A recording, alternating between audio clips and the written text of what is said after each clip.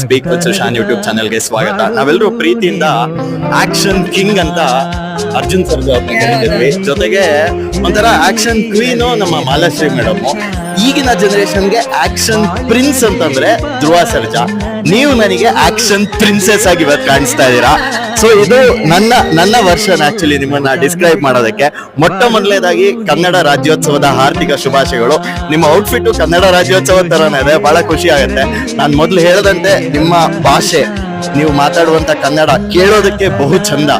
ಶುಭ ದಿನಕ್ಕೆ ಸಂತೋಷವೇ ಉಡುಗೊರೆ